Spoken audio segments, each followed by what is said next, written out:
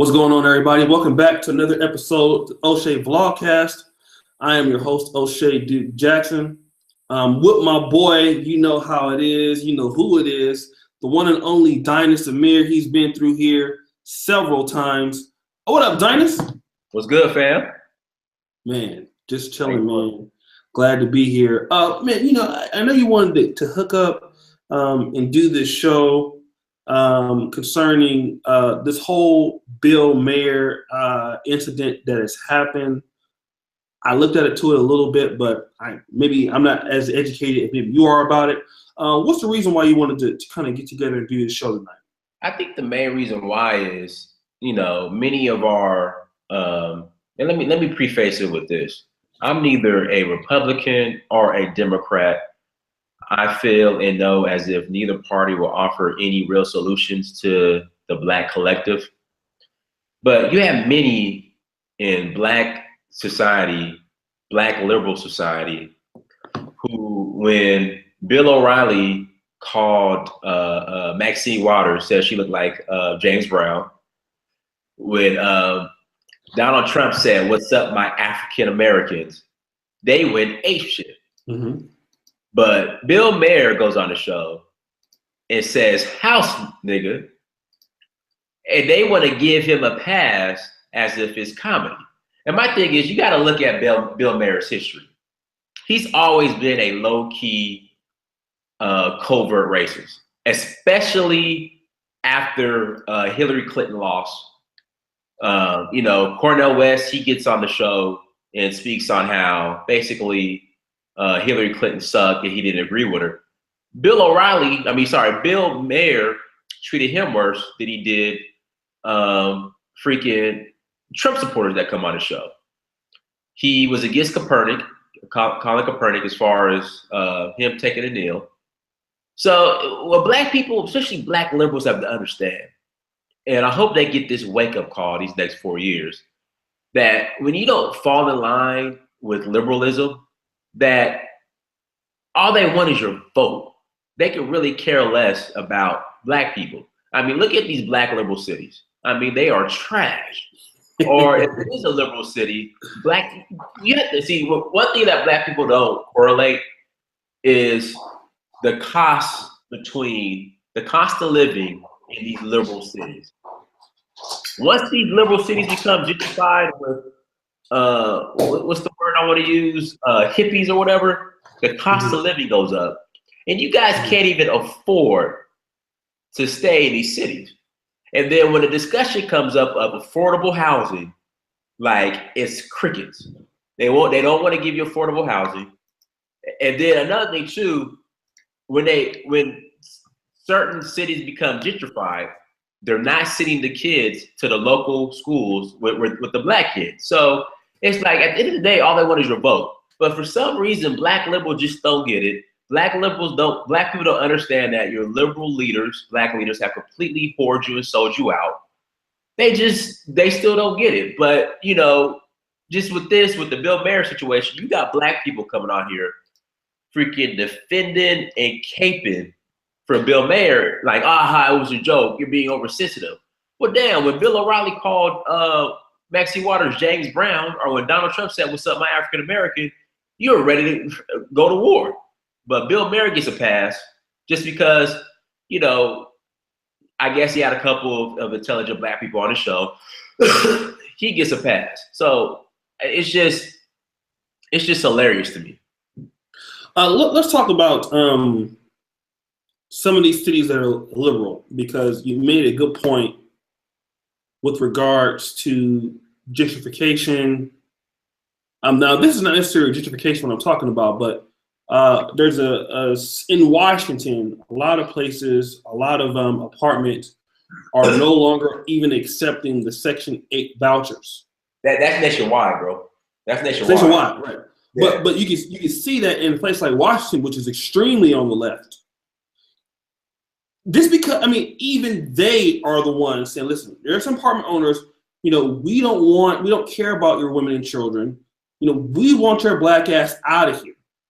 Right. You know, we gotta have you out of here now."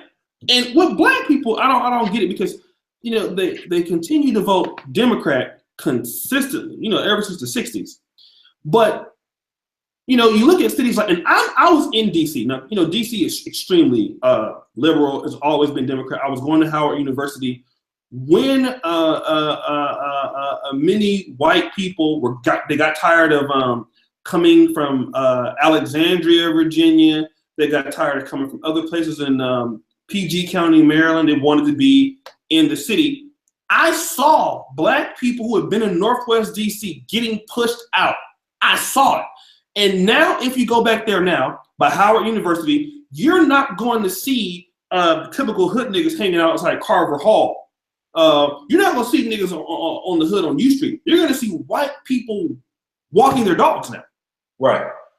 Now, why would Black people continue to do this, although they get nothing out of this, in your opinion? It's the Kool-Aid, man. Black people are just programmed. I don't know what it is. Because, it's so obvious and blatant.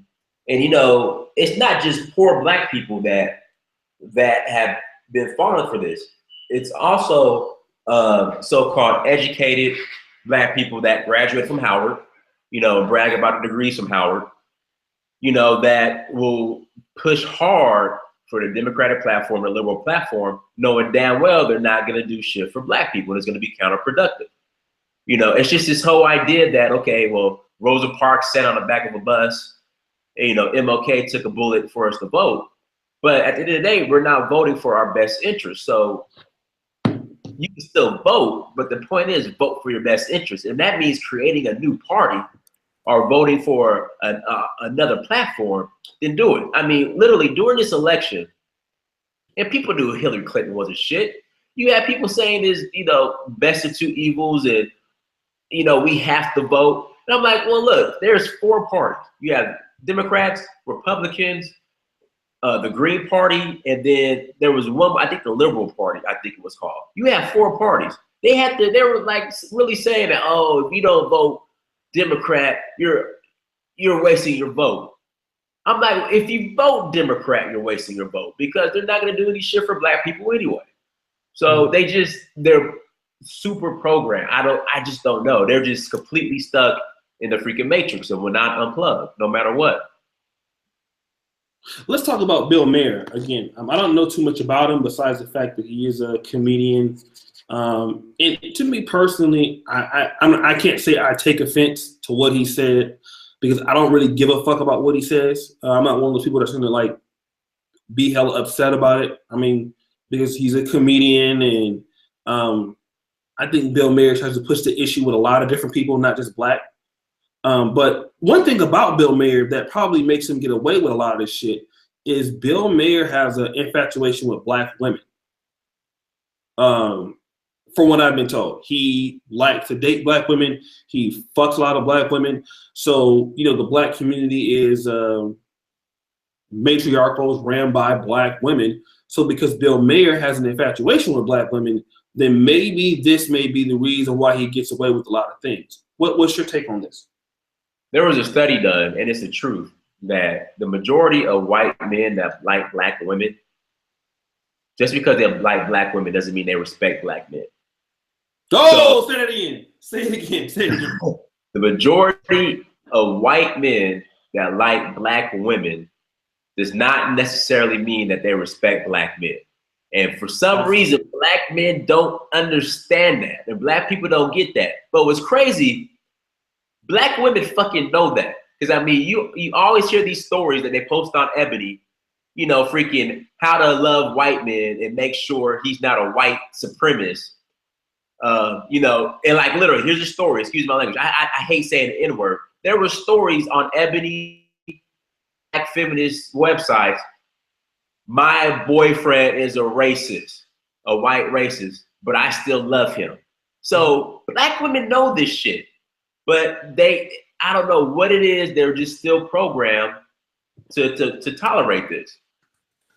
They try to tolerate it and work around it instead of having some self-respect and not get involved in a situation like that. That's what's funny about it. But yeah, the majority of white men that date Black women do not like black men, do not want us in the picture. Shit, you see that shit in fucking Africa. When these white men are dating these black women, they do not want any fucking Africans around. Right. They stay their own. In fact, I'm telling you, in Africa, I seen this shit in Kenya. You have communities where it's white expats with their African wives, and it's just their own community. That's it. And they go to schools with predominantly white. They send their kids to schools with predominantly white children, and it's just their own community. They do not. They try to exclude themselves from or segregate themselves from like African society. It's just white expats, male expats with their African wives. So I'm telling you, I see it all the time. Let me kind of talk to you about what you just said, just to kind of throw on it. There was a lady, I actually did a response video to a dumb video she did. Her name is Miss Black Expat. And she, to be honest, I was kind of turned on to wanting to go to Africa. I've always studied African history in the modern sense of the players in West Africa, for example, Nigeria, Liberia, Sierra Leone, stuff like that. But this particular lady, Miss Black Expat, she was teaching in Uganda for private schools. And if you know anything about Uganda, obviously you know it's modeled after the British educational system. So she was teaching for a British school to wealthy children, okay? But what she talks about in one particular video, let me see if I can stream this here. She talks about how a white man had a baby by a Ugandan lady. Now he's a wealthy guy, right? The daughter goes to the school. The school is about $15,000 a year. Okay. Now, also, in this particular, the name of the video is called Biracial Students with Racist Parents. Now, he did not want her to go to school with any black children. Yeah, that's so common. Like when I was a kid, I would see that. I'm gonna put it actually in the comment section here if you guys want to check that out. Now, this is a guy who's actually living in Uganda. Now, think about how stupid this would sound. I'm living in Poland. I have a baby by a Polish lady. And I go up to the school complaining because my daughter is in school with other Polish kids. This is how dumb this would sound. Right? I want, before we go back to you, I also want to talk about, I did a video about a black man who was complaining about his white baby mama who didn't see their daughter as being black, and she was upset with the hairstyle that he got. A lot of times when white women like black men, those white women do not like black women. This is almost, they will never say it. Typically, that doesn't happen. Right. Oh shit, a Sweet Speaks. How much money do you need to, he's NOK. He's from, must be from Norway. He has Crohn's. What up, man? It's Sweet Speaks, NOK. How much money do you need to live in Poland? Hold on, let me answer this real quick. I would say in my city, what up, Officer Faulkner? You can live here comfortably for about $1,000 a month, $900 to $1,000 a month. You'll be doing pretty good. That's cool. Yeah, my utilities were $113 for 4 months. Yeah, I know. I saw the Norway because I know about those Crohn's, man. I was there in Norway. It's expensive, but yeah, it's true. Like you said, man, a lot of times those Africans do not like, those whites do not like Africans. Now, what I'm gonna do, because the Dynast has inspired me, I'm actually gonna try to go to some of the upper areas where I see a lot of expats, and I'm gonna try to record their ass without them knowing about the shit. Let's go back to you though, Dynast. Let's talk more about Bill Maher and what the problem is with him using the house nigger term, in your opinion. I don't use it, the word, at all. It's just, again, my issue with it was, where's the black liberal outrage at?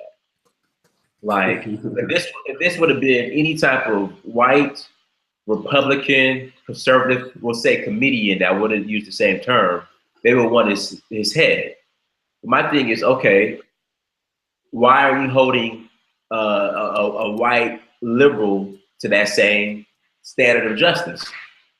And that's the thing. And when I hear you know, black people on Facebook like, oh, give him a pass. It's a joke. Oh, he be over emotional. Oh, whatchamacallit, you're, you know, fake outrage. You know, it's like, well, shit, you were just fake outrage over Donald Trump saying, what's up, my African American? Or you were fake outrage about Bill O'Reilly saying, what's her name, Maxine Waters looks like James Brown. Well, he's a comedian, it's kind of different. And they're just trying to rationalize it. So that was my whole issue with it. Because, like, again, I don't like the word at all, you know. And of course, they're using the whole, you know, liberal society now. They're trying to excuse it. Like black liberals are trying to use the rational, well, rappers use it, so why can't he use it? But again, if a white Republican were to say it, and if they would have said, well, hey, rappers use it, they would be up in arms about it anyway. So, you know, that's the issue. Let me do this. ABL is also in here in the building. The great black conservative YouTuber with over 100,000 subscribers. He made an excellent rebuttal to this. He be cooking. Do you want to get in on the conversation, ABL? Do you want to join in? Let's see if ABL wants to. He wants to join in. Okay. So you don't mind, do you, Dynast? No, of course not. Okay. So let me get ABL here because ABL is gonna light this up because we got 3 black conservatives in one chat. We might start a singing group here. Well, I'm not a conservative or a liberal. I'm just two and a half. 2.5. Yeah, 2.5. 2.5. 2 in it depends on the day. But I'm definitely like so. We have I sent you the link to your Facebook, ABL. Looking forward to hearing your position on this because I think both of you may be a little bit more versed in this particular one. Actually, I read a little bit of an article, but because of my packing and getting ready to leave for Africa tomorrow, I didn't get a chance to really do a response to it like I wanted to. But yeah, I think that what ABL just said is a lot of black conservatives really want to be white. I mean, sorry, a lot of black liberals want to be white liberals. I mean, Bill Maher is what they want to be, you know. And one of the things that you probably don't want to do is bite the hands that feed you. You know what I'm saying? That's my opinion. Because one thing that you just said, if you don't fall in line or if you get out of line, you will be suppressed. You know what I mean? A lot of black liberals kind of understand it. If they're too quick to call racism on certain things, you know, they may be blackballed out of a lot of shit. I mean, let's just look at Breitbart and what happened to, you know, Maya Yiannopoulos. Let's look at what happened to Tommy Lauren. I know it's a conservative party, but, you know, they have a certain way of dealing with people that they feel are out of line. You know what I mean? Well, my thing is fuck Tommy Lauren and fuck Mile, whatever his name is. I can care less. Yeah, whatever. They'll be okay. Trust me, they'll be okay. Oh man. So let's talk a little bit more about black people. What you feel? I mean, if we can't be Republican. If you think that the Democrats don't have it, you know, for the party, there was talks that black people may bankroll their own political party. I don't know how that's going to work, but what do you think about? And you have black people who are consistently on the left, right? Would a black political party work when you have a lot of black people that are on the left, that are on the victim mind mentality? Why would we, you know, do you think that would work? I think foremost, before we even consider having our own, oh shit, I know this guy. I know this guy. I've seen this guy's shows before. Yeah, you know that. I know him. That's the professor, man. What's going on, y'all? I would say this, ABL, you're a little too black conservative for me, but it's all good. You're a little too black conservative for me, a little too much, but you know, it's whatever. I still respect you, but I'm familiar with you. But go ahead. But yeah, right. I think it's more. What's more important is black people have to get their economy together first before we even consider some type of political party. And what I mean by that, we have to develop our own infrastructure, resources, And then once we do all that, other black dusty people that are having, I mean, seriously, that have platforms on liberal, that have, you know, platforms as far as liberal platforms to run their mouths on, everybody will fall in line. But you got to have like a boss, and it has to be economic. Economics has to come first before we even consider some type of political party. I mean, then everybody else will fall in line. So that's what it is. And right now, when you think about black liberalism and all the bullshit that goes on, who funds it? White liberals fund it, everything, top to bottom. So that's where the problem lies. As long as they consider to cut the check, they can control the narrative. Let me ask ABL. You made a comment about black people not having a selective outrage about Bill Maher because they themselves want to be white liberals. Yes. Interesting take. Can you elaborate? Well, I mean, it's pretty much cut and dry. I mean, just like Killer Mike. Killer Mike pretty much put on his cape for Bill Maher. And the reason why Killer Mike did that is because he's been on Bill Maher's show before, right? He's been on the show quite a few times. He wants to be just like Bill Maher. And there's a lot of them that are like that. A lot of black liberals, that's how they act. They look at black people that are like in the hood still is like being inferior, being less than. They are the so-called racists they purport themselves to be against. They want to be just like white liberals who rule over the black community and don't rule it effectively. So that's why I say they want to be just like them. And that's why they give them a pass, because they feel the same way that the white liberal did. You know, they would say the exact same thing on TV and think it's funny. So it's no difference. They want to be just like them, and they want to be accepted by them. That's what I think. Were you offended by the particular comment, the house nigger statement? Did that rub you the wrong way about any, you know, at all personally as a black man? Nah, I mean, I really don't get offended by anything. I mean, even if it's offensive, I really don't get personally offended. But I know that I know what he said, and I know where it came from. I know he's a racist because he said he's done things like this before in the past. He talked about Wayne Brady as being a not real black man. It's like, who are you to decide who's real and who's not? You a Jewish guy, white guy, whatever you want to call it. I don't want to go down that road, so I'm gonna digress. But you understand what I'm saying? But you understand what I'm saying? It's like, yo, how are you going to decide who's a real black person, who's not a real black person? And then he wants to get it passed because he dates black women. But look at the kind of black women he's dated. What, Superhead? Is that the whoa, hold up. Whoa! He dated Superhead? Yeah. What? Google it. Google right now, Bill Maher Superhead. You see the pictures? Yeah. And check this out. And Superhead came out and blasted them, talking about, he treated me like trash. He always dates bimbos, is that and the third. Oh yeah.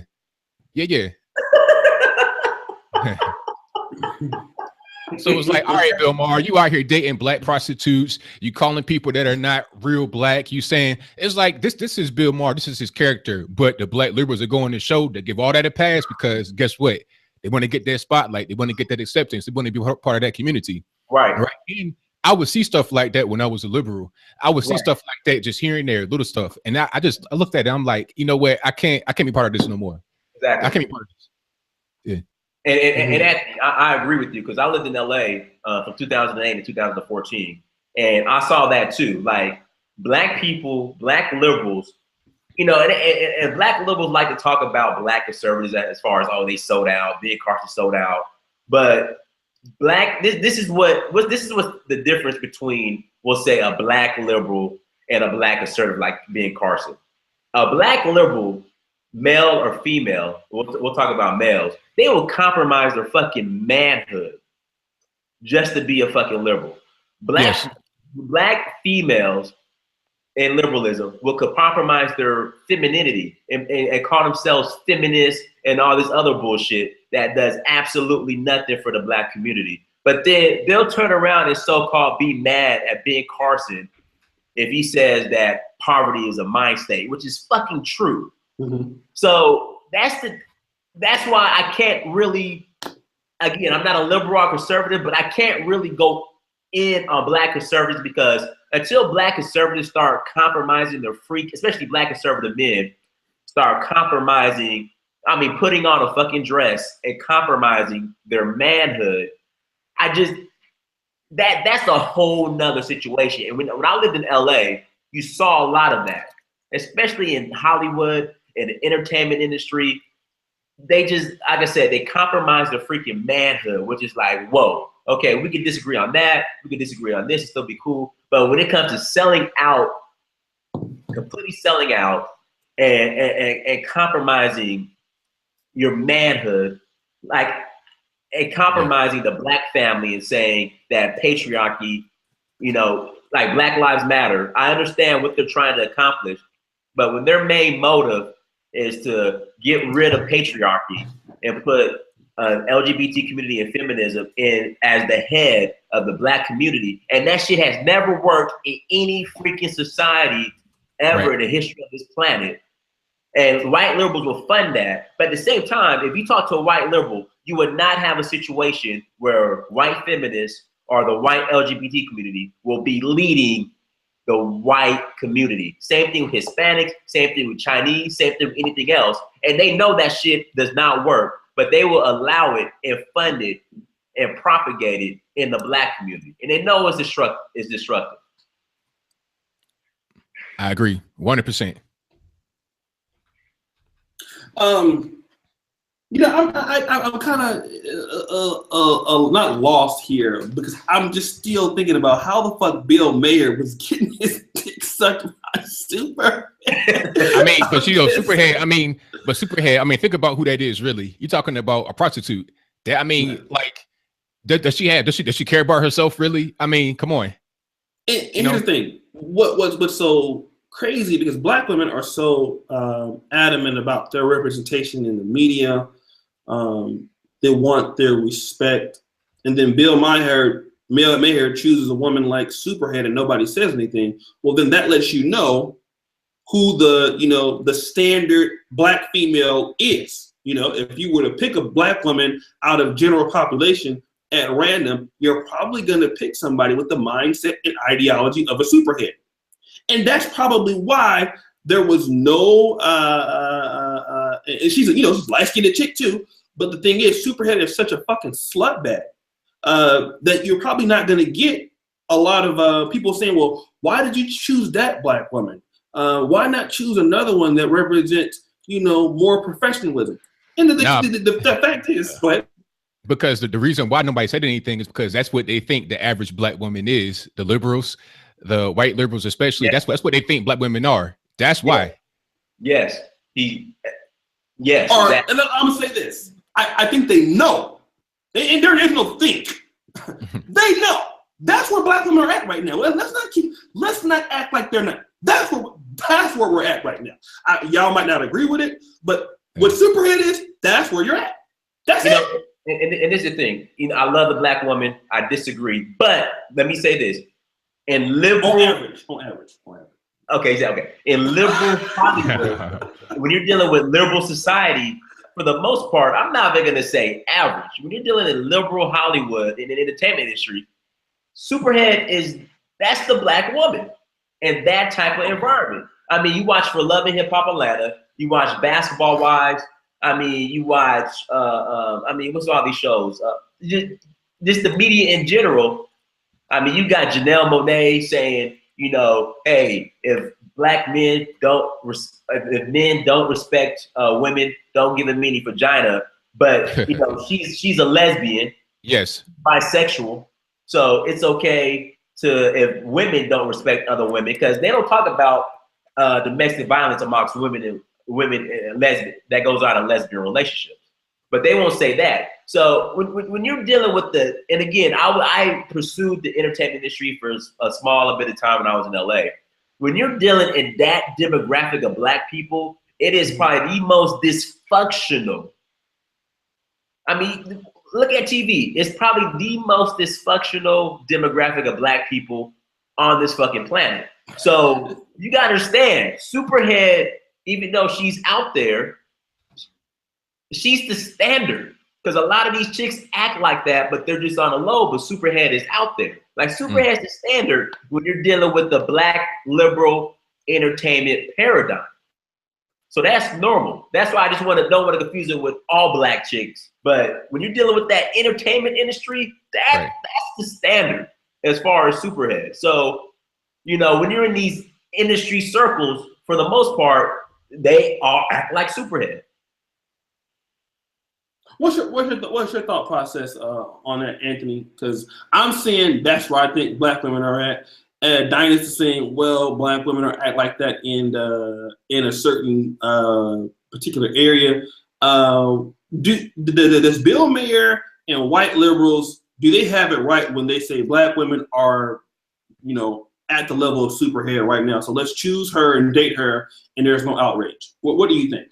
Nah, I mean, I can't say anything like that. I'm not going to put everybody black into a box or the majority of black folks into a box like that. That's not what I'm about. I know there is problems in the black community. Nobody can deny that. But I think the problem is multifaceted. It's not just all about everybody being like superhead or whatever. You got a lot of black women that are overly masculine. I think superhead is way too feminine, and I don't want to say too feminine, but with no restraint, no control over herself, no respect for herself, and no love for herself. Mm-hmm. But you got a lot of black women out here that are like Buster Douglas in the face and knock you square on out. You know, I mean, you got some rough black women. I've seen some videos on WorldStar, and some of these black women are beating the brakes off of dudes. And it's like, you know, a lot of that comes from not having the father in the house, and you got the woman trying to emulate masculinity. That's a big problem.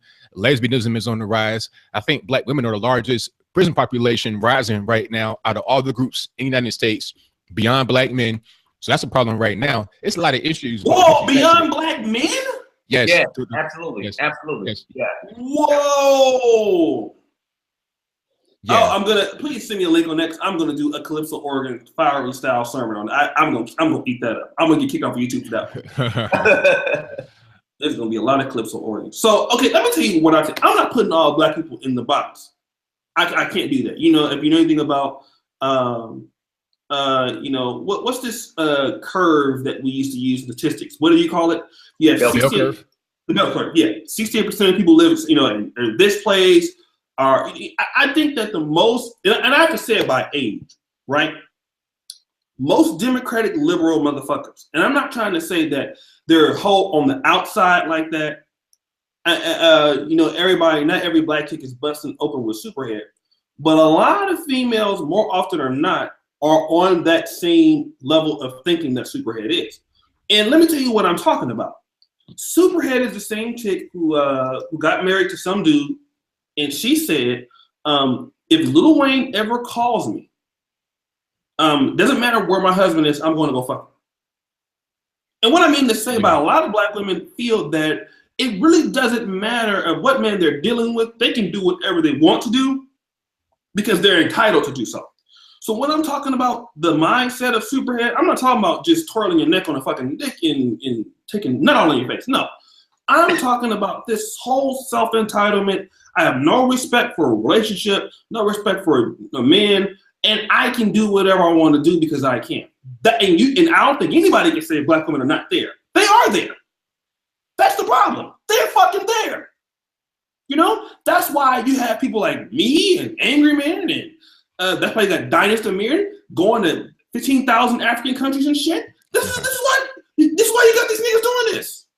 I mean, you know, and what I'm saying is the Jews, the liberals. Oops, sorry, I want to get reported. The white liberals, they know. And one thing about slave owners, I hate to say this, they know they're slaves. And if don't nobody know niggas, white folks know. They know them. They know what a black person will do any motherfucking time of the day. They know these Negroes coming and going. They have studied them. They studied them before they brought our ass over here. They know that we're over emotional. They know that some of us are not that bright. They know us. The white slave master knows their slave. That's the truth. They know that. I don't think people want to give white folks credit for knowing their slaves like they do. We don't want to say that, but that's what it is. I know they do. Yeah, they know what these Negroes will do with that's why a lot of these niggas, I know these niggas coming. The reason why I can deal really good with black men, I'm going to say this, and I'm going to shut up. The reason why I deal so good with black men, I know you niggas. I know you niggas coming and going. When y'all send me bullshit ass emails and your little scams, I know you niggas. You can't fool me. This is the reason why I can deal with you now. I know, like David Carroll said, I have a PhD in Negroology. I know you niggas coming and going. I know what you will do at any given fucking time. And if I know it, the white man sure know. He got hundreds of years on you niggas. In any given moment of what you might do, he knows. He got the playbook on y'all. It's like he know the play before he call it, and you niggas get sacked 3rd and 17 every goddamn play. You can't even get to the first down mark. All right, I'm done. What you want to think of? I mean, am I right, ABL? I know you don't curse and shit like that, but do we got to figure it out? Am I hitting on something? Yeah, you are.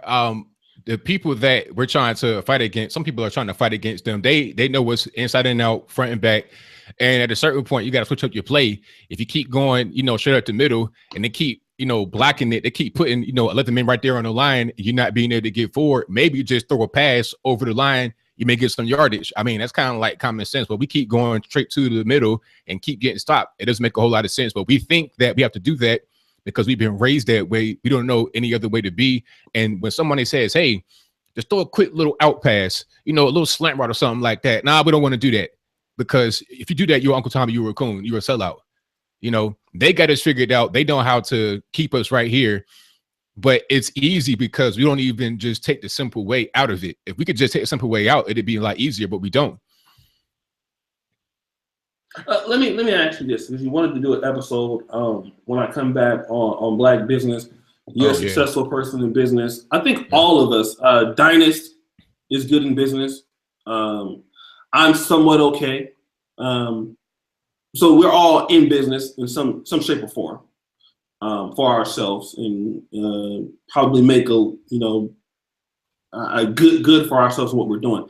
Let's talk about the impact of what Black people can do to slowly break away from the liberal plantation. And if they do break away from it, will there be repercussions? Will there be violence? I mean, it's not going to be any violence. I mean, it may be. The only violence will come as if what has to be done. I'll rephrase. Violence may come if what has to be done is done. And what has to be done is the welfare state must be broken apart. It's got to be broken apart. Now, if somebody is mad that their EBT card is not working, or they can't go to the store and get their steaks and Funyuns or whatever for free anymore, then that may cause violence. We've seen that happen. It was an outage, EBT one day. And then it was like a little miniature riot down south somewhere. It might have been in Louisiana. So stuff like that might happen, but that's going to blow over quick enough as soon as you get the police involved, which is another part of it. You got to get the police stronger. The police are very weak in a lot of inner city areas. People talk about the police are too hard on Black people. That's not true. I've seen people I've witnessed people firsthand. I know a guy, I ain't gonna say nobody's name, multiple time felon, went on a high speed chase, had a gun in the car, and got off of probation. I've seen that. And these people are in your neighborhood every day. They're the main ones terrorizing you. They'll be the main ones that get into a shootout and then a bullet go through a wall and kill some little 8-year-old girl while she's sleeping. That's what's going on. So you got to get harder on the crime in the Black community. Then you got to get rid of the welfare state. And at that point, you gonna have no other choice but to do right. Because if you do wrong, you're going to be sent off and you won't be heard from again. And you're not going to be able to rely upon the government to help you feed yourself. So that's going to create necessity. Right. That's going to create ingenuity as a result. So that's going to be what has to happen. And as far as business is concerned, I can talk about that a lot, but I'll wait till you ask that specific question. Okay. Dynast, and I'm talking about violence. And I mean, I'm trying to, because people always say that as an excuse. Let's go back to what was this thing in Tulsa back in the 1900s? They were talking about something wood. What was it called? Black Wall Street. Greenwood. Black Wall Street in Rosewood, something like that, right? Rosewood is in Florida. Oh, okay, Rosewood in Florida. Okay, so Black Wall Street. Yeah, before you say that, I just want to say this. The thing about Black Wall Street is that it was torn down, it was rebuilt 5 years later, and it lasted up until integration when it closed down because they abandoned it. But go ahead. Okay, so yeah, you gonna stump me before I could even say it, because what I was going to say is, well, if we, ABL or Dynast, all right, I need to leave the Democratic Party. Right. If I leave the Liberal Party or Republican Party, because we're, let's assume that both of them equally have it in for Black people, and if we do build X, Y, and Z up from nowhere, well, all white folks are going to do is is come and tear it down. Now, I'm gonna throw another wrench in there, ABL, because I gotta stump you. I'm gonna try to. It's probably gonna be hard, but I'm gonna try. Right? And Dynast too. Because Dynast, I'm gonna stump. Okay, I'm gonna use a one for Dynast. Okay, Dynast, you're talking about being independent. Well, look at the African colonies that tried that. We can talk about Uganda and Milton Obote. We can talk about Kwame Nkrumah from Nigeria. From Ghana in 1960. 57. We can talk about Nigeria in 1960. All of those places that tried to be independent of white people. And there's a time that Nigeria, their currency is actually worth more than the US dollar, believe it or not. These people are going to somehow find a way to start some sort of civil war or unresting to tear down whatever positive you have going. We can talk about Thomas Sankara and Burkina Faso is a great example of that. He rebuilt that country in 4 years, and they got Blaise Compaoré in there and set his ass up. So what do you say when you have people say, even if we do what you're saying, they're going to find a way to tear us down anyway? What's your response, ABL? And then we'll talk about talk with Dynast as far as a diaspora thing. Okay, my response to that is people got to stop being so weak. Stop being so weak and just saying that you can't do anything because somebody's going to defeat you. I mean, in everything, if it's a competition, if it's a struggle for resources, there's going to be people on the winning side and losing side. Don't just line yourself to the losing side already. When you do that, especially when you're talking about white people, you say that you are inferior to white people because the whole thing is, look, you got human beings, you got people, and you say, okay, you got blacks and whites. Now, if you go into it saying, oh, well, I can't do anything because a white man going to be better than me, then that means you think you're inferior. You are a white supremacist, essentially, because that's their saying, if you didn't have of you. So don't think that way. Just go into it as a man and as a people collectively to be able to do the right thing. Now, if you lose, if you don't accomplish your goal, then whose fault is that? Are you going to blame the white man or are you going to blame yourself? Take personal accountability for your own actions and for your own successes and failures. Okay. Good comeback. I try to stump you. It doesn't work. Okay, Dynast, you have been an inspiration to me personally. Wanting to go to Africa, and actually, I'll be leaving tomorrow in Africa. I'm going to a former British colony, which is Uganda. Winston Churchill called it the Pearl of Africa. What if somebody tells you the same thing? Every time a black country has tried to be independent of white control, white people have tried to somehow create some civil war, kill presidents, kill prime ministers to keep control of the country. What would you say to that? I would say exactly what ABL said. I mean, it's going to have to become number one, in the black community, we lack a code of conduct, meaning we will sell out for freaking anything. I think before we even get to that point, we build our own economy, we build our own infrastructure. I'm trying to think of a nice way to say it. We need a small, it happened in China. We need a small cultural revolution. Meaning there has to be some people that have to freaking walk the plank before we even get started. And they know who they are. So we're gonna have to get rid of that segment of black society, then we can finally build.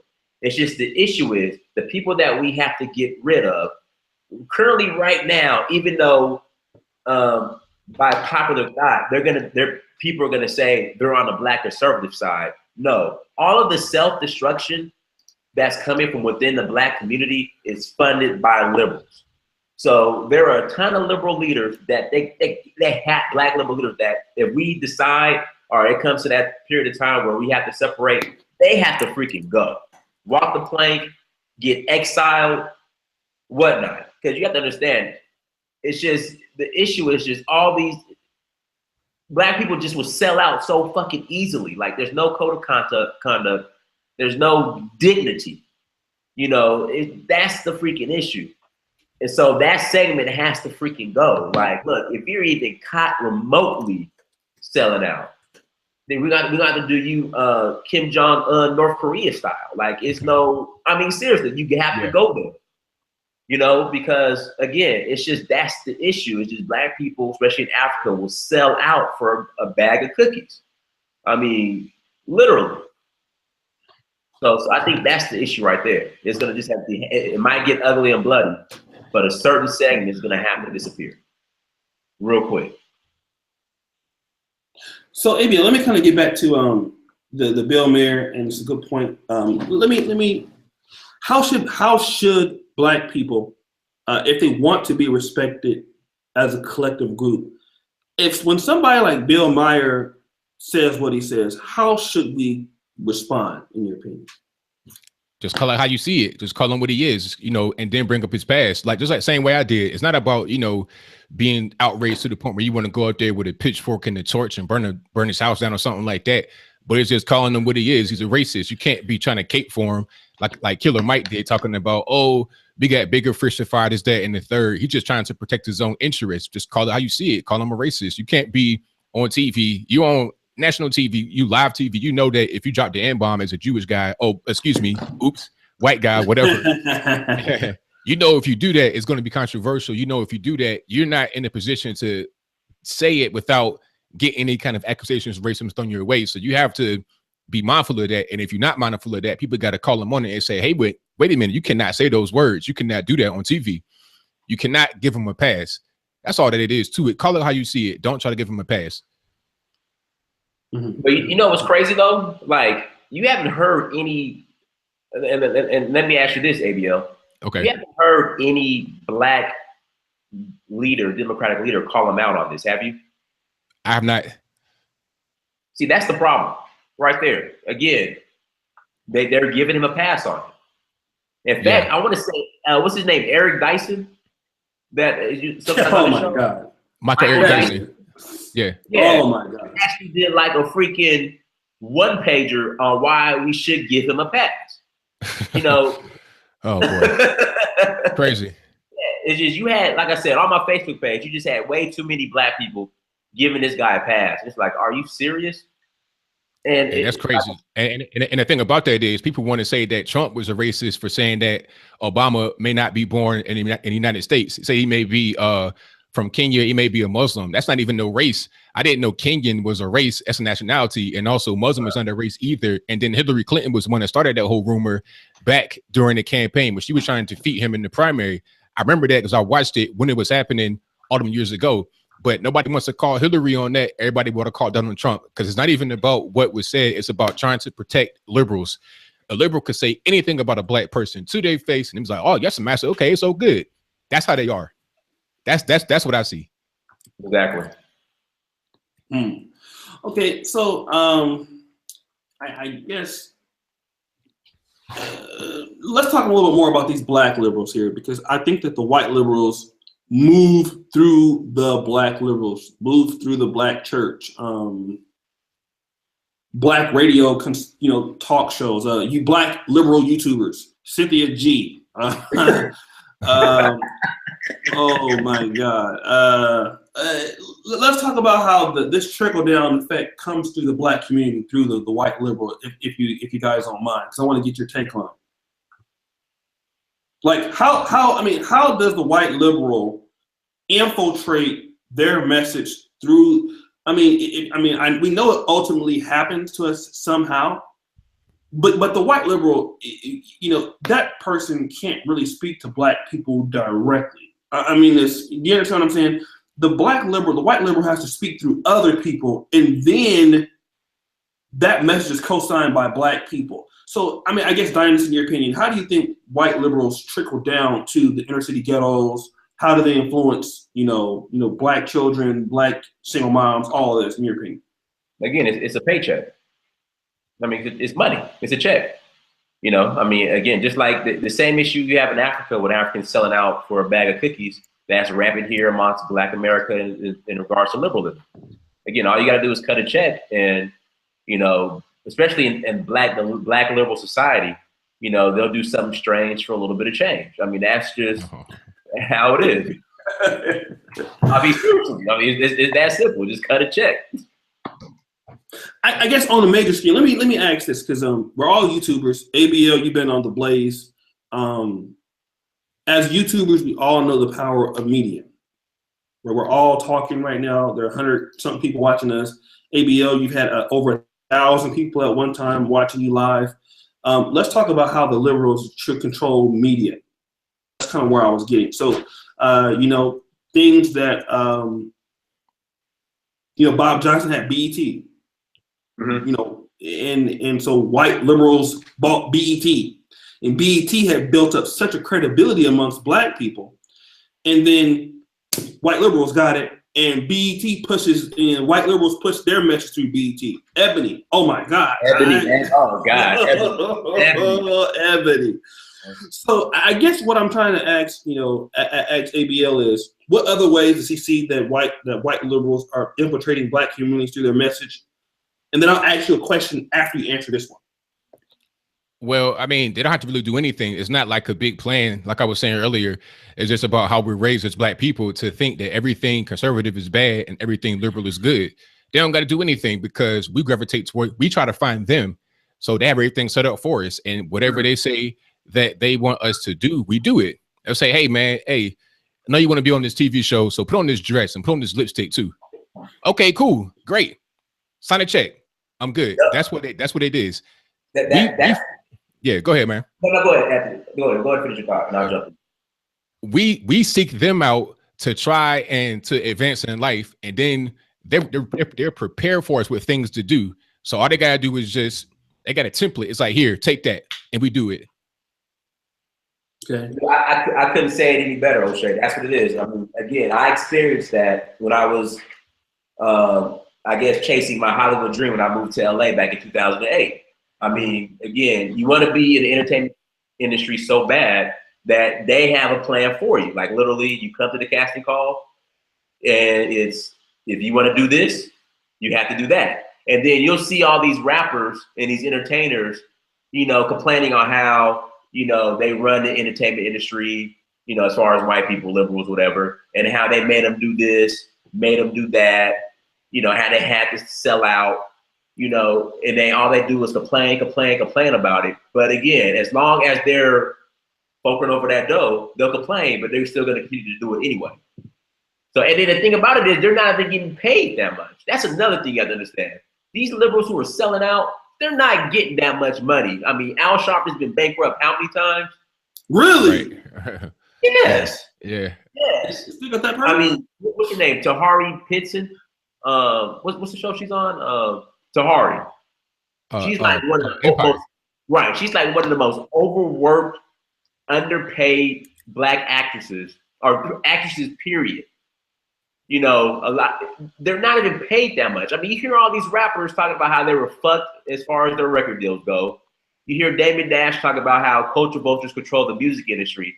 So they're selling out again for literally a bag of cookies. Like they're not even getting paid to sell out, and then they complain about it, but then they show up again the next day to continue to sell out for like I said, do something strange for a little bit of change, and literally that's what they're doing.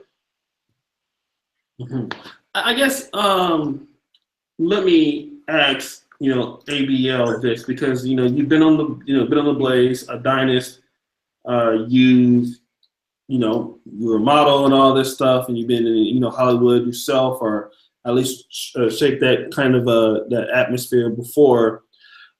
And should black people, not necessarily saying conservatives or liberals, but people who don't agree with the liberal agenda, definitely, should we be trying to build our own media platforms, even though it will take a long time to counteract what's going on with BET, what's going on with Ebony, Essence? I mean, how do we get our voices out there to the people to let them know the truth, in your opinion? O'Shea, you brought this up before on one of your shows. Black people do not want to create their own platforms. And you gave the example as far as black people creating a YouTube, black people creating their own Facebook. So as far as, we'll start off with Hollywood, black people do not want to create their own Hollywood. Say it again. Black people do not want to create their own Hollywood. They do not want to create their own music industry. They did it back in the 50s and 60s when Motown first came out on the scene, but they got so complacent and lazy that they just don't want to do it. The thing about it is they somewhat have the resources, they somewhat have the money. Now, I'll give you a prime example. Let's look at Nollywood in Nigeria. Yeah. Good catch. Little deep, low budget, super low budget. The worst movies ever. Worst movies.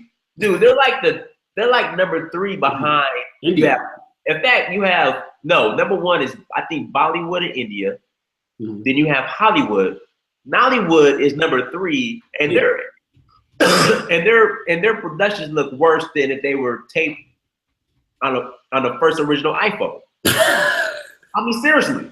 They're getting better though. Shout out to Nollywood. I ain't gonna lie. They're getting a whole lot better. But I'm just saying, like, the thing is, you have to start somewhere. Right. You know, and there's a lot of people just refuse to do it. I mean, Right. you hear Monique is still complaining about how she wasn't paid for Precious. I think she was paid over like $50,000. And she did a hell of a job. Let me talk to you about this. But before I go back to ABL, I had an interview with a Hollywood insider, man. And it's funny that you mentioned this. This was let me check out the name of this for those of you, because you said the same exact thing. This was called Emasculated Black Men in Hollywood. Ronald Armstrong. He writes on the Negro. Did you watch that one? I didn't watch it, but I'm telling you, I was chasing that Hollywood dream, and I'm telling you, they will emasculate. That's when I talk about black liberals, the men versus black conservative men. How black liberals will I mean, they will effeminize themselves in a heartbeat just to get a movie role or just to be a part of liberal society, period. And then you'll have the black feminists who will come along and tell them, like, okay, you kissed another man, you're showing your ass, you're doing all this other behavior where you're compromising your manhood. That's normal. That's okay. And by God, you black men who don't believe in that, you better not say anything or speak out against it, or else you're homophobic and we're gonna come after you and shut you down. That's what goes on in Hollywood. Like, if you're a black man, the only way you can really make it, and it's no conspiracy theory. That's why I went back to corporate America, because I saw what was going on. I'm like, nah, you can have that. Let me go back over here. You compromise your manhood. The black feminists come along and say, compromising your manhood is completely okay. It's completely normal. It's fine. And then brothers like me, Mr. Logan, O'Shea, we come along and say, no, compromising your manhood is not cool because you gain nothing from it. We're looked at as the bad guys. So yeah, I mean, like I said, I've seen this shit go on. And a lot of times these dudes, let me tell you what else happens. They will compromise their manhood, not make it, and they end up developing mental issues. And a lot of them can't come back from it. So that's what you see a lot going on with a lot of these black entertainers, especially male entertainers. That's why they seem crazy, like Tay did. You know, that's why they're freaking crazy in the head, because they compromise their manhood. You got people lying to them, telling them, like, it's okay to compromise yourself in this way. And they know in the back of their mind, like, look, this is not normal, this is not right. And they go freaking crazy. That's why a lot of these black men in Hollywood are just, in the entertainment industry, period, are just so fucking weird and off. But then they'll try to tell people like me, ABL, and O'Shea that we're the crazy ones. Right. So that's the game they play. What's your response about the lack of black people wanting to develop their own platforms and media, starting from scratch? What's your thoughts on that, ABL? Well, I want to say one thing. We do have it. I mean, look at what Tyler Perry has done in Atlanta. But you see, a lot of black folks don't like Tyler Perry. I think his movies are like insulting, but no, I kind of find that to be funny, because a lot of them same black folks that say Tyler Perry is insulting will also watch Empire, Love and Hip Hop, Basketball Wives, porno, et cetera, where you get the most degrading kind of images towards black women and black men. I'm not a big fan of Tyler Perry, but I respect what he's doing. He has his own studio, basically like a little small Hollywood in Atlanta. He patronizes black businesses. I got people that are in Atlanta that have businesses he's patronized personally. I know them personally, and I've been able to get money with them. We got to do more stuff like that, and we got to be able to have competent people working. That's another big problem. People try to put on their family and friends in the black community rather than competent people, and these people that they bring on are like anchors to their business. They're not allowing it to progress. Rather than getting the person that actually knows what they're doing, that's also black, they hire friends and family. So the person that knows what they're doing that's black ends up going to work with somebody white. That's the brain drain thing that happens here in the States, also in Africa. Oh, yeah. So that's a very big problem. So that brain drain coupled with not realizing what the real opportunities are. That's a big problem. And then also a lack of ingenuity. You got the welfare state going on, and that whole thing is like a safety net that keeps us right there. What's the incentive to do anything beyond that? What's the incentive to have your own Hollywood? You got to be able to have everybody all hands on deck. You can have a money guy. Let's say you got some athletes or entertainers or whatnot that got the money. Okay, that's one part, but you still need a full staff, and you got to be able to develop these people. You got to be able to grow them from a young age. But if they grew up in an environment where everything was all about trying to get your welfare check, signing these forms to fraud the government and stuff like that, that's all you're going to know. You're not going to be raised with a skill. We don't have any skills. That's something else. We don't have any skills. We're raised up. You get to be 18 years old. It's like, okay, what am I going to do now? I have no skills. I had skills at 10 years old. A lot of these kids are walking around, have no idea what they're going to do. They're like zombies, and they end up going out committing crime. But if they had an interest and a skill early, they could have been part of the new Hollywood, but we're not developing that. And that's a big part of the problem. That's a good comeback. Let me take a little bit of a break, you guys.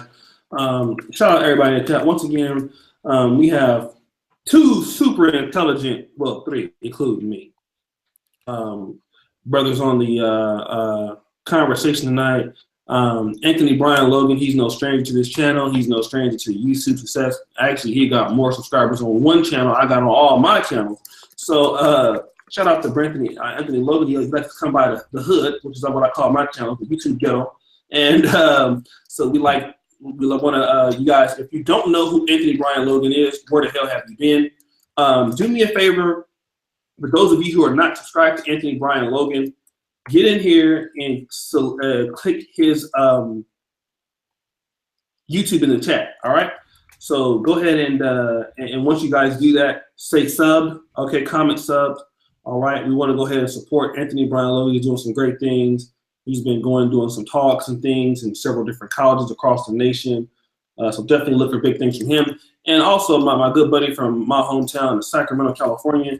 We went to the same high school, but went to the high school a year after he went. And my best buddy in the world, shout out to Dr. Ryan Cumby, who he just recently got married. Shout out to you. We both know him very well. So I mentioned that, me and Ryan were both biology majors at Sac State. Getting me to come over to try medical school again. So let's go ahead and subscribe to our man Searchforuhuru right here. Let's go down to the bottom and click subscribe on his channel. He has some great content. Also, let's talk more about this political party, because But I just want to say something. Yeah, go ahead. But you got to understand, ABL. Now, Tyler Perry, he put on a dress as well now. Yeah, I mean, hey, like I said, I'm not the biggest fan of Tyler Perry, but I will say that the thing about Tyler Perry I respect is the fact that he's a black man with a black business that's hired a lot of black people. I do appreciate that part. It ain't like when you're talking about somebody that's black trying to go work in Hollywood, where you just got to go through one avenue. And a lot of times you got a lot of racial discrimination as well, especially if you don't play the game the way that they want. I mean, think about it like this. Guys like Lance Gross, would they have been able to get their career started if it was not for Tyler Perry? I mean, where would they work in Hollywood? And I never seen Lance Gross in a Tyler Perry production put on a dress, lipstick, or nothing like that. I always seen him as kind of like a masculine figure. And on that show, I forget what that was, Meet the Browns or one of those sick. Yeah, he always was like, he had like a more realistic kind of presence. Everybody in that show had a more realistic presence. I never saw the father or the sons or the little boy or the girl do some kind of gender bending thing. I never saw that. But in the white productions, you see that kind of as the norm. That's just kind of how I observe it. Now, Tyler Perry himself with the dress on, that's something different. But his people that he's employed, I don't see that whole thing being pushed on them that he does. But I have to say this, and then we can move on. I think from Alan Payne to even the guy you just mentioned, all of them that fell out with Tyler Perry. Tyler Perry's like on that Puff Daddy shit where he underpays everybody. And then are like Birdman, where all his artists end up hating him. That's just the only issue with Tyler Perry. Like all his artists, his actors end up hating him, and they always end up splitting. I don't know why that is. Like the same thing with Puffy, same thing with Birdman. But I'm not a big Tyler Perry fan, man. Yeah, but next question. Okay. I guess, let's talk more about, I guess this, the Nollywood thing. I mean, like I said, Nollywood was nothing, and I got a lot of Nigerian friends. And Nollywood, not only, because Nigeria diaspora is so big, man. There's 200 million people in Nigeria alone. And when I say Nigerians are everywhere, dude, Nigerians are in Poland. Yeah. Nigerians are in Ukraine.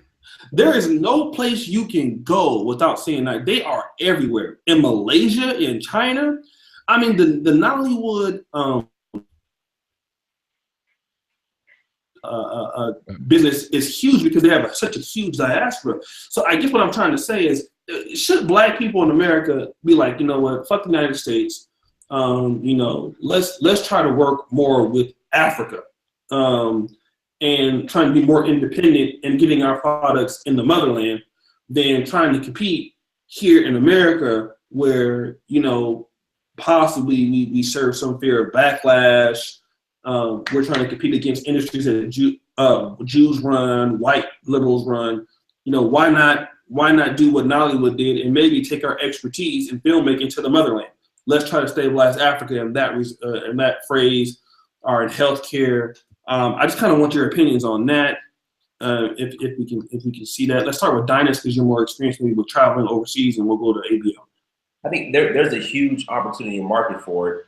I mean, you have to look at this. The African, like WizKid, P Square, Yemi Alade, these African artists DeVito are more paid than American artists. Yeah, DeVito is another one. He's big. Yeah, DeVito. So I think, number one, just going to Africa and seeing how much Africans love Black American culture, how eager they. In fact, I just got a phone call from my buddy today in Senegal. We're gonna go in together on something as small but big, French fries. As far as he's tired of importing French fries from Europe, so he has access to potatoes. He has a farm, so we're gonna start producing our own French fries made in Africa. And they want to do business with Black Americans. It's just Black Americans. I did a video on it today. You had this terrorist attack in London, and you have these terrorist attacks in France. But Black people will still rather go to London, go to France, and not be, I guess, scared or bothered by the terrorism that's that's coming into these places. But they still won't travel to Africa because they're worried that a lion might eat them at the airport. So you have terrorism. You got terrorists in vans running people over, getting out the van, stabbing, shaking people, literally killing people. But Black people are still, they still want to travel to these places and take pictures at the Big Ben, take pictures at the Eiffel Tower. No matter what, they're not going to allow the terrorism to stop them from going to these places. But they're scared shitless to go to Africa because when they go to Africa, they're afraid a lion is going to eat them at Jomo Kenyatta Airport. If they get past the lion, they might catch Ebola at the freaking passport control. They make it past the Ebola, a swarm of mosquitoes are going to get them and give them malaria. So it's just, you have to first demystify Africa for Black Americans to even want to do business over there. But the Africans over there are like, Black American, come over. Because Chinese are over there making money, Lebanese are over there making money, white people are over there making money, but Black people, for some odd reason, they just won't get out the box of, if it's not white, it's not right, basically. I mean, to sum it up. So yeah, it's huge opportunities over there. ABL. Now, before I ask you this, I know, for example, right, I was talking to a writer in Nigeria, Sylvanus Omonoyi. He's written a few articles from the NegroManosphere.com, which is the website I own and operate. He says there is not one website in Nigeria that speaks on Black men's issues or Nigerians' men's issues at all, in a country over 200 million people. So, and you look at, if anything catches fire in Nigeria, automatically you're rich. Automatically you're wealthy.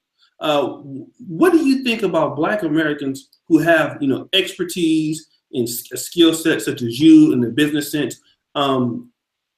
Shouldn't we be looking more to do more independent business instead of, trying to fight for things in America? Should we look for Africa? Should we look towards these other places to take our skill sets to, and possibly develop and kind of, come back and forth between both nations or continents? I mean, for me personally, I think we need to just be here. And I mean, because really it's easy to make money here. It's very easy. I mean, if you got skills, it's very easy to make money here. I don't see why people, there's a lot of opportunities right in front of your face everywhere, all over the United States, especially in areas where you have a high Black population, like where I'm at in Virginia. I mean, you got guys doing all kind of stuff. You got guys that's doing plumbing, HVAC, and making a killing. You got guys riding Benzes, McMansions, all of that off of being a plumber. Now, that's like real basic kind of skill sets, right? So if you're talking about that, I think you need to focus on America first. Now, if you're very good at what you do and you're able to make a lot of money here, then you should be able to be going back and forth between different countries and not just staying right where you at. But I think just for the average person, the average Black person, look right in your own backyard. It's a lot of opportunities you're not really taking advantage of. You could be going to some of these low income areas that got problems with their roofing and stuff like that. Man, if you got a hammer and some nails, you could fix up some of these houses and get paid. I mean, seriously, it's like that, but people are just a little bit too lazy to go just a few miles outside of their neighborhood and think a little bit critically about how to make money. That's my opinion on it, though. Let me do this because Searchforuhuru, and now my man Marcus A. Brown. I think you already answered it, but because Dynast has been to let me see if I can remember all the countries, dog. Namibia, you've been to Kenya, you've been to Tanzania, you've been to South Africa, you've been to Senegal, you've been to Benin. Damn, there's always one that Mali. Did I get all of them? You said Kenya, Tanzania, you named those. Yeah, Mali, Namibia, South Africa, Senegal, Benin. Yeah, I saw it 7, right? Yeah, you said them. Oh, okay. So out of those 7 countries, Marcus A. Brown asked, what is the, for Black American wanting to travel to Africa for the first time, where should you go? And I know you said Kenya and Tanzania, but can you tell me why? I think it's English speaking.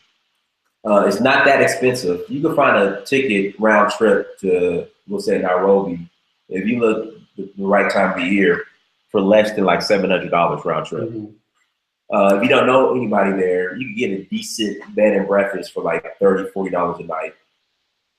Again, it's English speaking. And then it's not as expensive versus going to places in West Africa. For some reason, West Africa is expensive as hell. So, I would recommend Kenya and Tanzania. And then there's a lot to do. You have, if you want to go on safari, you go on a safari, which I did. I did Serengeti.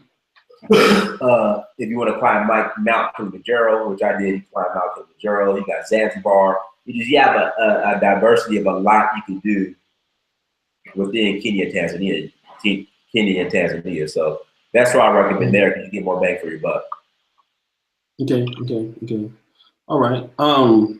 I don't know. I guess what else am I missing? What other points, ABL, did you bring up? I know you did a video about Bill Maher and the N-word. What other points did you bring up? Maybe that we're not touching on now that you talked about in your video, and then we can link the video here so people can watch it.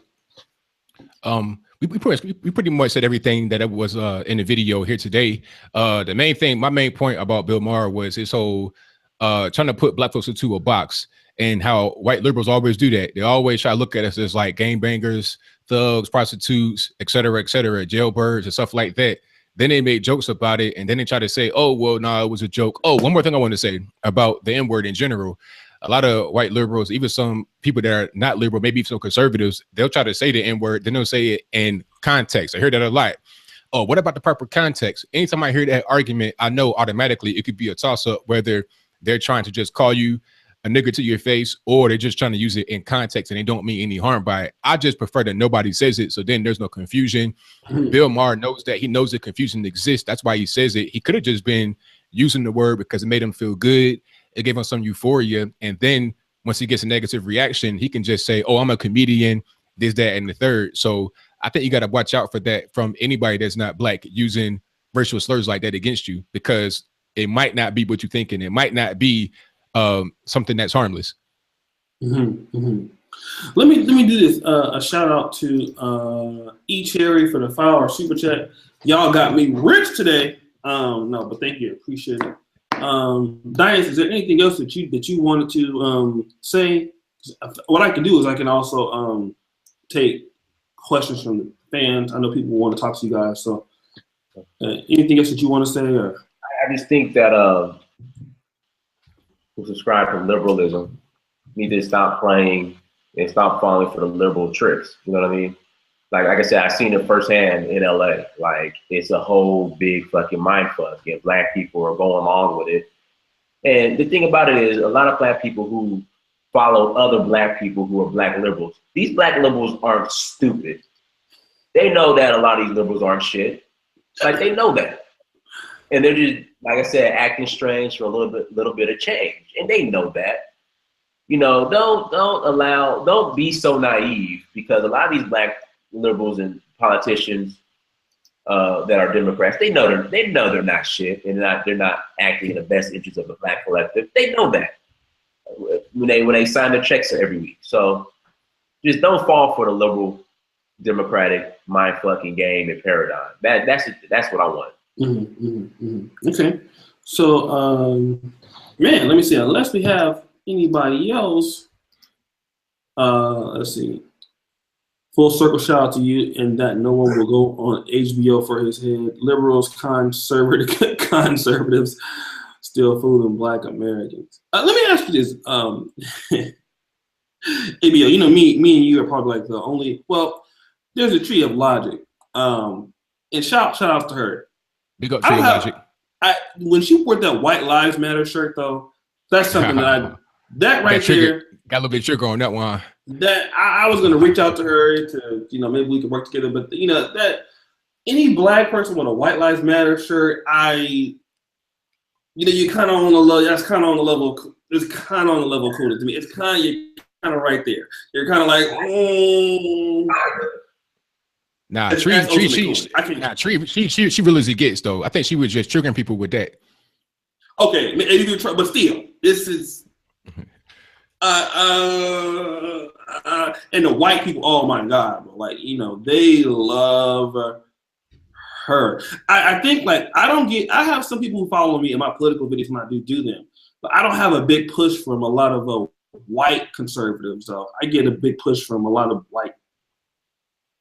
Because you got black centered content. That's why if you had content that was not black centered, you would see more of a variation in your subscriber base. Yeah, that's true. I do have more. But my delivery is more for Negroes too, and I do that on purpose. I could do it more clean cut, I guess. But you know, people like Tree of Logic, you, me, we are still nonetheless Obsidian, even to a certain degree. He doesn't do a lot of political commentary, but he's a hardcore conservative. Me and you are definitely hardcore conservatives. But, you know, why do people think that we are trying to con people out of black people still? Like, we're the enemies of black America. Why do you think many black people see us that way? Because they say, well, conservatives, and if you're a black conservative, you're also cooning. Or what if you have the person who says, okay, liberals, black conservatives ain't shit. What would you say to somebody like that? You got to just get out of your mind state, get out of the way you were raised, you know, stop believing what you were taught as a little boy. You know, at one point in time, you thought the Tooth Fairy or you thought Santa Claus was real, but those things are not real. It's fantasy. You got to just grow up, man. Just expand your mind, learn how to read, be an independent thinker. Don't just listen to what I say and take it for gospel or O'Shea or anybody else. Just do your own independent research and have an open mind. That's how I was, because I was a straight stomped down liberal at one point. I was the kind of guy that would be like, you know, white people, you came from caves, all this, that, and the third. That was me. But as I became older and wiser and started to learn and research more, I came to my own conclusion. It was not somebody trying to preach to me or pontificate to me. It was me on my own. So I advise anybody that want to call somebody a coon just because they're conservative, you're not even thinking critically. You don't even know that person. You don't know the ins and outs of their personality or their whole thought process or their whole ideology. So just read and research and come to your own conclusion rather than basing how you feel on what you were taught as a little boy and girl. Let me ask you, what was the turning point? I know you used to be on like allhiphop.com debating people, stuff like that. Yep. What was your turning point? Because you wrote, you told me you read Elijah Muhammad, The Black Man Speaks, right? Message to the Black Man. Mr. Black Man, okay. Mr. Black Man, so you wrote that, and it's very interesting. Elijah Muhammad and the Nation of Islam, they're like extreme conservatives. Like they're probably the most conservative group, maybe in America, in Black America, right? You said what now? A Nation of Islam is super conservative. Oh yeah, very conservative. You know, that was part of it right there. When I started studying that, when I started studying Elijah Muhammad and all them people, and I know some guys in the nation right now, some of them are my personal friends. If you research Louis Farrakhan and some pictures of him with people that I know personally, and they're very conservative. But I didn't just study them and just park my car there. Some guys would just say, okay, I found Louis Farrakhan, I'm gonna just study him, and then that's it. I'm not gonna get beyond that. But I did a lot of reading and a lot of research. You know, I've been reading for a long time. That's why I got glasses on. And I just kept reading until things started to kind of make sense in my own mind. And then with just personal experience, getting older, I've been in business for about 10 years consistently. I've never had a full-time job as an adult. I've always been an entrepreneur, and I've done okay. I've done fairly well. And having that experience, it kind of it made me become more conservative. You're talking about taxes. You're talking about understanding the way money works. Shout out to the person in the chat. I don't know your name is, just wow, okay, whatever that name comes from. But the person was saying, oh, I can't stand ABL. I asked the dude why. He was like, because of your stance on the minimum wage. I'm like, what I said about the minimum wage is correct. And the reason why I know it's correct is because of my personal experience and also reading, you know, stuff like that. I had to just understand as I got older. But if you don't have the knowledge, if you don't have the understanding, you won't. But me, I got it, and now I have it. And I like to piggyback on what ABL said. Like me, I'm becoming more conservative because you have to think about it. The majority of Black people that subscribe to liberalism, they're very transient. They don't own anything. So when you get up every day, grind for 12 hours, and then you find out your taxes are going to support this dustiness, Thank you. You get pissed off. So that's where I'm at. And so like when I have arguments or debates with my Black liberal friends in California, and I see the bigger picture, like, okay, this dude doesn't own shit. He's transient as hell. You know, he can barely keep a fucking job. He's complaining about minimum wage. Well, minimum wage is intended for high school kids and college students to have a job during the fucking summer or when they're out of school. Like, I'd be damned if a low-skilled person is gonna make as much money as me. Hell fucking no. If they do, that's cool. But then I need my salary triple if that happens. So it's just the people that I come in contact with that agree or defend Bill Maher, you know, again, agree and defend minimum wage being raised, agree and defend women versus women versus the women that voted for Trump march, agree and defend freaking this travel ban. You know, if you just look at their profile, they're very transient. They don't own shit. You know, and it's like, okay, I see why you act like this way, but that's fine. Be like that, but I'd be damned if my taxes are gonna support this dustiness. So again, as you get older, as you have kids and pick up more responsibility, then you understand like, nah, hell no. I don't want my taxes to go paying for this dustiness. But at the same time, it's like these same people that will go and support all this other bullshit, they're being gentrified out their city they're living in. They can't afford to live in their liberal cities. And it's just like, dude, like you're voting for your own fucking destruction. And then the people you're supporting, they don't support you at all. Like when you get gentrified at your city, when the rents go up and you get sent from the Bay Area to Stockton, California, or from Harlem to freaking Albany, New York, like the women versus women that voted for Trump participants, they're not gonna come save you. The freaking Muslim immigrants that are on the travel ban list, they're not gonna come to save you. None of these people are gonna save you or have not historically saved you. So what the fuck are you doing? You know, it just doesn't make sense. You're supporting the wrong shit. But again, it's just that whole liberal, I just gotta, whatever. Yeah. So I feel you on that, ABO. Mm-hmm, mm-hmm. Well, shit. Is there anything else we got to cover tonight? I know we have let me do this real quick. So you guys know I won't be making any content. This is my last video I'm gonna do for the next. I might go live on this when I get there, but I'm not gonna be producing no content like that. I'm gonna be out touring. So let me get 16 more people to like the video real quick. You know, I got 135 people watching right now. Let's get it to 100. So if you're in the chat and you haven't liked the video, do me a favor and go ahead and get the likes up. Y'all know how we like to do over here. We love likes. I'm addicted to them. It just helps promote the video more. So you guys know I will not be producing content. I'm leaving all my you know, my laptop equipment here. I don't want to take my shit across the world. You know, 15-hour flight. And the internet, from what I've been told about in Uganda, is not necessarily so stable like it is here in Poland or the US.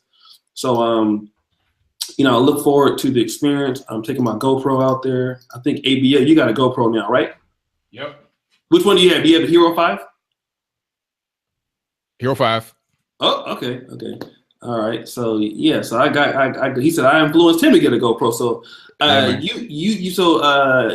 influenced me to go to Africa.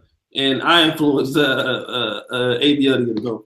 So we have influencers on the channel right now. So thank you guys for everything that you do. I'm looking forward to the experience. First time going to the continent. You guys will share this with me. So as soon as I get there, I'll be going live on my YouTube.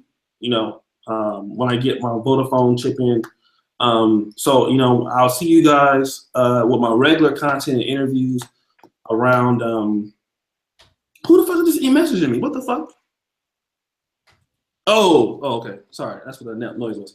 So let me just let ABL close it out, and then I'll go to Dynast, and then we get up out of here. Oh yeah, hey man, I enjoyed the hangout. It's been cool. You know, I'm missing the finals right now. I'm about to go catch the second half and see what's going on. But yeah, you know, it was definitely good dialogue here tonight. If you don't know me, my name is Anthony Brian Logan. Please subscribe to me on my YouTube channel. That's youtube.com/alog. That's youtube.com/ALOGE. If you go to Google and search my name, Anthony Brian Logan, everything comes up. My website, anthonyblogan.com. Go to my Patreon, patreon.com/AnthonyBLogan, ANTHONY, the letter B, LOGAN, and I'm out. All right, and yeah, so I'm trying to. I can stream. We can watch the game on in CBS Sports, right? Okay. I don't know. It's on ABC. It's on ABC. Okay. Can I watch it on ABC.com? I don't even know. All right, because you know I'm not in America right now, so I'm trying to find out how to watch this goddamn game. But anyways, Dynast, go ahead and close it out, man, so we can go ahead and watch this game and shit too. Yeah, Dynast Amir. Follow me. Searchforuhuru on YouTube. Searchforuhuru on Instagram, Snapchat, Twitter, and Facebook. Check out my site, dynastamir.com. Go to searchforuhuru.com. And, you know, again, like I always say, O'Shea, thank you for having this platform for Black Men in Dialogue. Again, for some odd reason. Well, we know the reason. You know, you get bullshit Black media that's getting punked by liberals, you know, through Ebony and BET. But again, we need our own platform. And I appreciate brothers like you, appreciate brothers like Brother Logan over there. And I, again, just want to thank you for giving the opportunity to come on your platform and speak on issues that affect us today. All right. So, man, I thank both of you. Thank you so much for coming on. I'm about to watch the second half of this game and get packing and get ready to go. So see you guys in Uganda. Peace. Peace. Peace.